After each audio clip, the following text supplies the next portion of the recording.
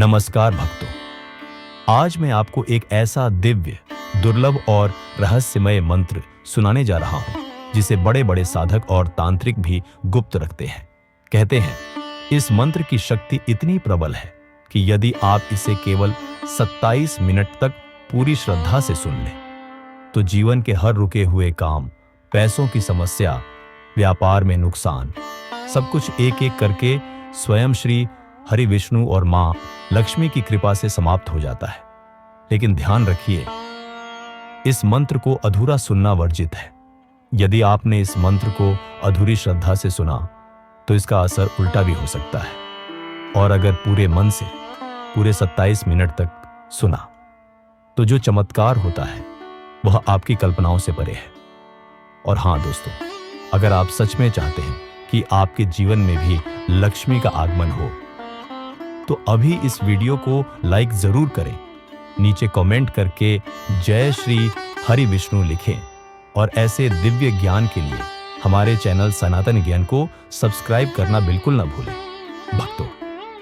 काशी के एक युवक ने जब इसे पहली बार पूरी श्रद्धा से सुना, तो अगले ही दिन उसे 18 महीने से रुकी हुई सैलरी का पेमेंट मिल गया। और एक व्यापारी ने तो मजाक में सुन लिया था, और अब उसकी दुकान दिन रात चल रही है। तो भक्तों, आंखें बंद कीजिए, मन को शांत कीजिए और सच्चे भाव से श्री हरि विष्णु और मां लक्ष्मी का स्मरण करते हुए इस दुर्लभ मंत्र को सुनिए पूरे 27 मिनट तक। भक्तों, इस मंत्र के साथ यदि आप एक छोटा सा उपाय भी करें, तो श्री हरि विष्णु और महालक्ष्मी की कृपा एक साथ बरसने लगती है। उपाय यह है कि हर गुरुवार या शुक्रवार प्रातः स्नान करके घर के मंदिर में पीले फूल, तुलसी के पत्ते और एक मिठाई, लड्डू या पेड़ा चढ़ाएं। फिर दोनों हाथ जोड़कर 3 बार यह कहें कि हे श्री हरि विष्णु, हे महालक्ष्मी माता, मेरे जीवन से दरिद्रता दूर करें, कृपा करें और मेरे इस गरीब की पुकार सुनिए, मेरी सच्चे मन की प्रार्थना स्वीकार करें। फिर इसी स्थिति में आंखें बंद करके इस मंत्र को पूरे 27 मिनट तक सुने। विश्वास मानिए, इस उपाय और मंत्र के संयुक्त प्रभाव से आपकी किस्मत करवट लेगी और आपके जीवन में धन, समृद्धि और शुभ समाचारों की वर्षा होगी। जय श्री हरि विष्णु, जय महालक्ष्मी। अगर आपने अभी तक लाइक नहीं किया तो अभी करें, नीचे कमेंट करें AUM नारायणाय नमः और सब्सक्राइब करें, ताकि यह दिव्य ऊर्जा हर दिन आपके जीवन में प्रवेश करती रहे। शान्ताकारं भुजगशयनं पद्मनाभं सुरेशं विश्वधारं गगनसदृशं मेघवर्णं शुभांगं लक्ष्मीकान्तं कमलनयनं योगिविधर्यानग्मयं वन्दे विष्णु भवभयहरं सर्वलोकैकनाथम्। शान्ताकारं भुजगशयनं पद्मनाभं सुरेशं विश्वधारं गगनसदृशं मेघवर्णं शुभांगं लक्ष्मीकान्तं कमलनयनं योगिविधर्यानग्मयं वन्दे विष्णु भवभयहरं सर्वलोकैकनाथम्। शान्ताकारं भुजगशयनं पद्मनाभं सुरेशं विश्वधारं गगनसदृशं मेघवर्णं शुभांगं लक्ष्मीकान्तं कमलनयनं योगिविधर्यानग्मयं वन्दे विष्णु भवभयहरं सर्वलोकैकनाथम्। शान्ताकारं भुजगशयनं पद्मनाभं सुरेशं विश्वधारं गगनसदृशं मेघवर्णं शुभांगं लक्ष्मीकान्तं कमलनयनं योगिविधर्यानग्मयं वन्दे विष्णु भवभयहरं सर्वलोकैकनाथम्। शान्ताकारं भुजगशयनं पद्मनाभं सुरेशं विश्वधारं गगनसदृशं मेघवर्णं शुभाङ्गं लक्ष्मीकान्तं कमलनयनं योगिविधर्यानग्मयं वन्दे विष्णुभवभयहरं सर्वलोकैकनाथम् शान्ताकारं भुजगशयनं पद्मनाभं सुरेशं विश्वधारं गगनसदृशं मेघवर्णं शुभाङ्गं लक्ष्मीकान्तं कमलनयनं योगिविधर्यानग्मयं वन्दे विष्णुभवभयहरं सर्वलोकैकनाथम् शान्ताकारं भुजगशयनं पद्मनाभं सुरेशं विश्वधारं गगनसदृशं मेघवर्णं शुभाङ्गं लक्ष्मीकान्तं कमलनयनं योगिविधर्यानग्मयं वन्दे विष्णुभवभयहरं सर्वलोकैकनाथम् शान्ताकारं भुजगशयनं पद्मनाभं सुरेशं विश्वधारं गगनसदृशं मेघवर्णं शुभाङ्गं लक्ष्मीकान्तं कमलनयनं योगिविधर्यानग्मयं वन्दे विष्णुभवभयहरं सर्वलोकैकनाथम् शान्ताकारं भुजगशयनं पद्मनाभं सुरेशं विश्वधारं गगनसदृशं मेघवर्णं शुभाङ्गं लक्ष्मीकान्तं कमलनयनं योगिविधर्यानग्मयं वन्दे विष्णुभवभयहरं सर्वलोकैकनाथम् शान्ताकारं भुजगशयनं पद्मनाभं सुरेशं विश्वधारं गगनसदृशं मेघवर्णं शुभाङ्गं लक्ष्मीकान्तं कमलनयनं योगिविधर्यानग्मयं वन्दे विष्णुभवभयहरं सर्वलोकैकनाथम् शान्ताकारं भुजगशयनं पद्मनाभं सुरेशं विश्वधारं गगनसदृशं मेघवर्णं शुभाङ्गं लक्ष्मीकान्तं कमलनयनं योगिविधर्यानग्मयं वन्दे विष्णुभवभयहरं सर्वलोकैकनाथम् शान्ताकारं भुजगशयनं पद्मनाभं सुरेशं विश्वधारं गगनसदृशं मेघवर्णं शुभाङ्गं लक्ष्मीकान्तं कमलनयनं योगिविधर्यानग्मयं वन्दे विष्णुभवभयहरं सर्वलोकैकनाथम् शान्ताकारं भुजगशयनं पद्मनाभं सुरेशं विश्वधारं गगनसदृशं मेघवर्णं शुभाङ्गं लक्ष्मीकान्तं कमलनयनं योगिविधर्यानग्मयं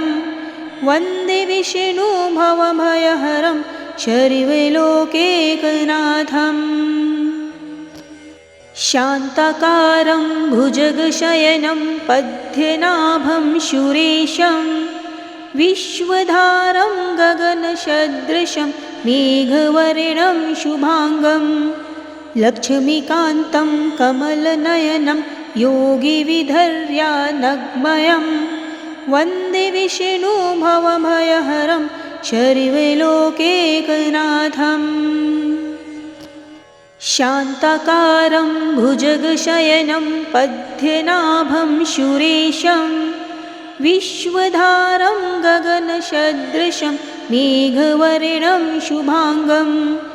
लक्ष्मीकान्तं कमलनयनं योगिविधर्यानग्मयं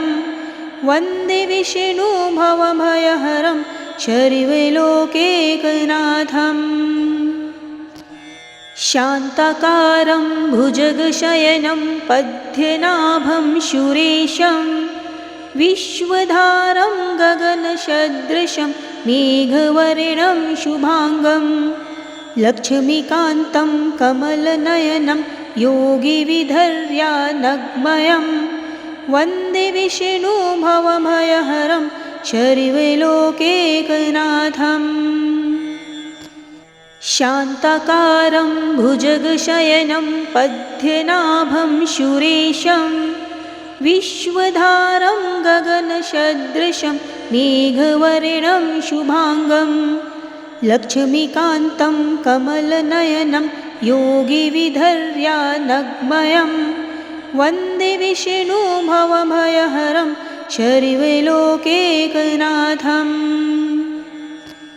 शान्ताकारं भुजगशयनं पद्मनाभं सुरेशं विश्वधारं गगनसदृशं मेघवर्णं शुभांगं लक्ष्मीकान्तं कमलनयनं योगिविधर्यानग्मयं वन्दे विष्णुभवभयहरं शर्वलोकैकनाथम् शान्ताकारं भुजगशयनं पद्मनाभं सुरेशं विश्वधारं गगनसदृशं मेघवर्णं शुभांगं लक्ष्मीकान्तं कमलनयनं योगिविधर्यानग्मयं वन्दे विष्णुभवभयहरं शर्वलोकैकनाथम् शान्ताकारं भुजगशयनं पद्मनाभं सुरेशं विश्वधारं गगनसदृशं मेघवर्णं शुभांगं लक्ष्मीकान्तं कमलनयनं योगिविधर्यानग्मयं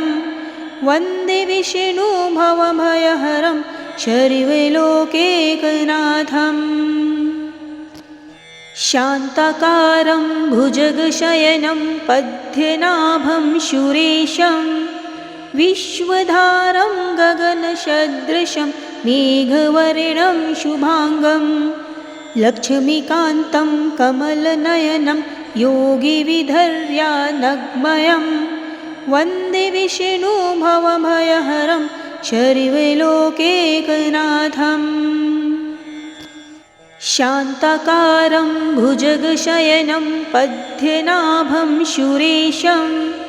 विश्वधारं गगनसदृशं मेघवर्णं शुभांगं लक्ष्मीकान्तं कमलनयनं योगिविधर्यानग्मयं वन्दे विष्णुभवभयहरं शर्वलोकैकनाथम् शान्ताकारं भुजगशयनं पद्मनाभं सुरेशं विश्वधारं गगनसदृशं मेघवर्णं शुभांगं लक्ष्मीकान्तं कमलनयनं योगिविधर्यानग्मयं वन्दे विष्णुभवभयहरं शर्वलोकैकनाथम्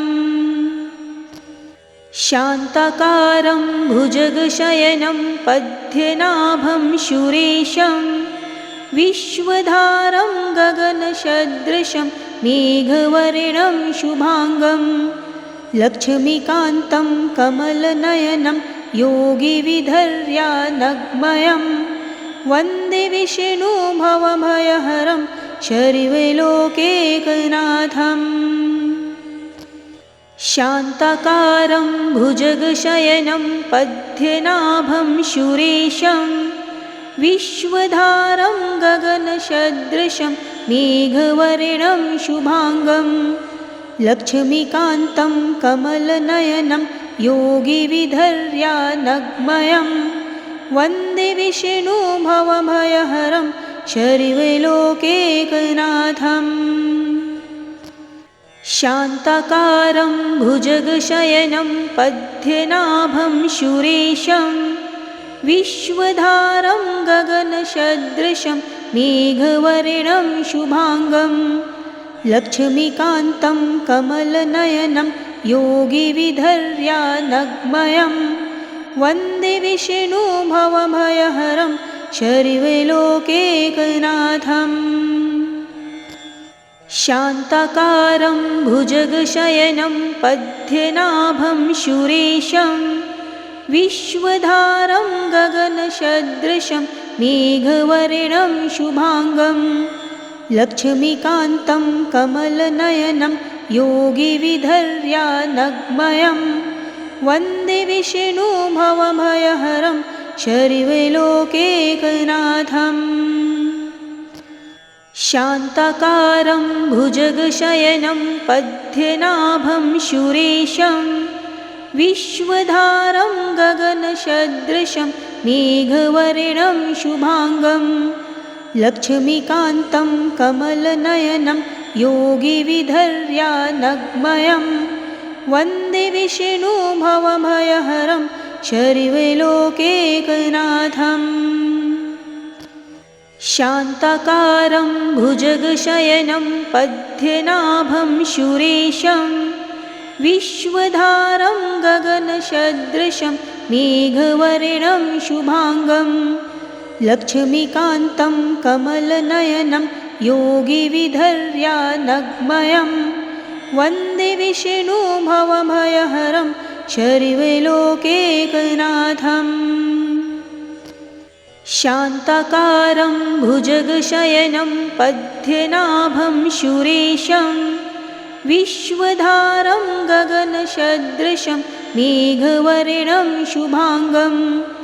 लक्ष्मीकान्तं कमलनयनं योगिविधर्यानग्मयं वन्दे विष्णु भवभयहरं शर्वलोकैकनाथम् शान्ताकारं भुजगशयनं पद्मनाभं सुरेशं विश्वधारं गगनसदृशं मेघवर्णं शुभाङ्गं लक्ष्मीकान्तं कमलनयनं योगिविधर्यानग्मयं वन्दे विष्णु भवभयहरं शर्वलोकैकनाथम् शान्ताकारं भुजगशयनं पद्मनाभं सुरेशं विश्वधारं गगनसदृशं मेघवर्णं शुभाङ्गं लक्ष्मीकान्तं कमलनयनं योगिविधर्यानग्मयं वन्दे विष्णु भवभयहरं शर्वलोकैकनाथम् शान्ताकारं भुजगशयनं पद्मनाभं सुरेशं विश्वधारं गगनसदृशं मेघवर्णं शुभाङ्गं लक्ष्मीकान्तं कमलनयनं योगिविधर्यानग्मयं वन्दे विष्णु भवभयहरं शर्वलोकैकनाथम् शान्ताकारं भुजगशयनं पद्मनाभं सुरेशं विश्वधारं गगनसदृशं मेघवर्णं शुभाङ्गं लक्ष्मीकान्तं कमलनयनं योगिविधर्यानग्मयं वन्दे विष्णु भवभयहरं शर्वलोकैकनाथम् शान्ताकारं भुजगशयनं पद्मनाभं सुरेशं विश्वधारं गगनसदृशं मेघवर्णं शुभाङ्गं लक्ष्मीकान्तं कमलनयनं योगिविधर्यानग्मयं वन्दे विष्णु भवभयहरं शर्वलोकैकनाथम् शान्ताकारं भुजगशयनं पद्मनाभं सुरेशं विश्वधारं गगनसदृशं मेघवर्णं शुभाङ्गं लक्ष्मीकान्तं कमलनयनं योगिविधर्यानग्मयं वन्दे विष्णु भवभयहरं शर्वलोकैकनाथम् शान्ताकारं भुजगशयनं पद्मनाभं सुरेशं विश्वधारं गगनसदृशं मेघवर्णं शुभांगं लक्ष्मीकान्तं कमलनयनं योगिविधर्यानग्मयं वन्दे विष्णु भवभयहरं शर्वलोकैकनाथम् शान्ताकारं भुजगशयनं पद्मनाभं सुरेशं विश्वधारं गगनसदृशं मेघवर्णं शुभांगं लक्ष्मीकान्तं कमलनयनं योगिविधर्यानग्मयं वन्दे विष्णु भवभयहरं शर्वलोकैकनाथम्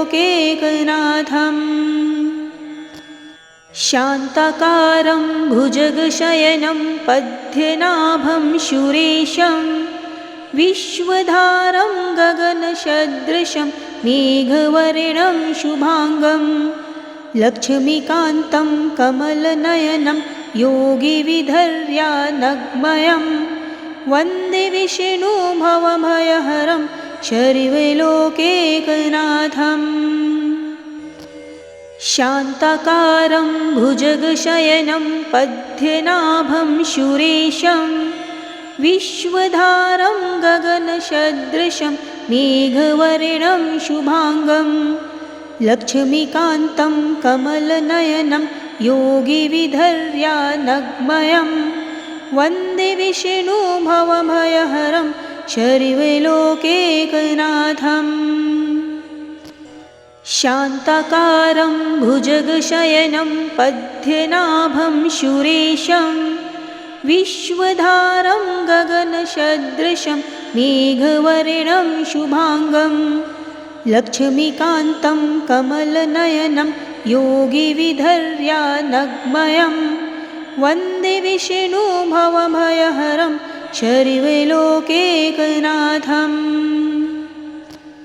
शान्ताकारं भुजगशयनं पद्मनाभं सुरेशं विश्वधारं गगनसदृशं मेघवर्णं शुभांगं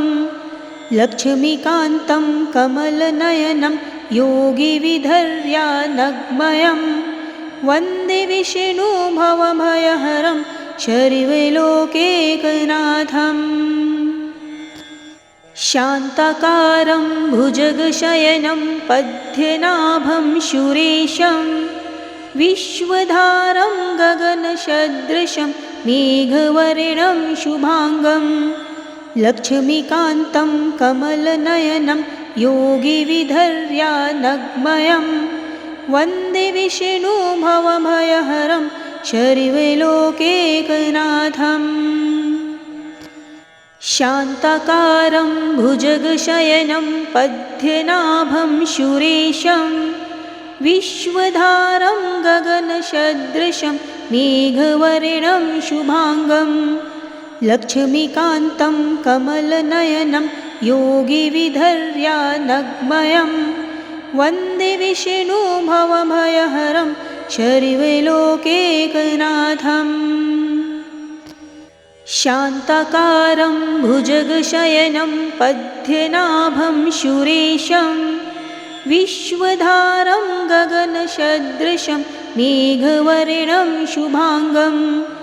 लक्ष्मीकान्तं कमलनयनं योगिविधर्यानग्मयं वन्दे विष्णु भवभयहरं शर्वलोकैकनाथम् शान्ताकारं भुजगशयनं पद्मनाभं सुरेशं विश्वधारं गगनसदृशं मेघवर्णं शुभांगं लक्ष्मीकान्तं कमलनयनं योगिविधर्यानग्मयं वन्दे विष्णु भवभयहरं शर्वलोकैकनाथम् शान्ताकारं भुजगशयनं पद्मनाभं सुरेशं विश्वधारं गगनसदृशं मेघवर्णं शुभाङ्गं लक्ष्मीकान्तं कमलनयनं योगिविधर्यानग्मयं वन्दे विष्णुभवभयहरं सर्वलोकैकनाथम् शान्ताकारं भुजगशयनं पद्मनाभं सुरेशं विश्वधारं गगनसदृशं मेघवर्णं शुभाङ्गं लक्ष्मीकान्तं कमलनयनं योगिविधर्यानग्मयं वन्दे विष्णुभवभयहरं सर्वलोकैकनाथम् शान्ताकारं भुजगशयनं पद्मनाभं सुरेशं विश्वधारं गगनसदृशं मेघवर्णं शुभाङ्गं लक्ष्मीकान्तं कमलनयनं योगिविधर्यानग्मयं वन्दे विष्णुभवभयहरं सर्वलोकैकनाथम् शान्ताकारं भुजगशयनं पद्मनाभं सुरेशं विश्वधारं गगनसदृशं मेघवर्णं शुभाङ्गं लक्ष्मीकान्तं कमलनयनं योगिविधर्यानग्मयं वन्दे विष्णुभवभयहरं सर्वलोकैकनाथम्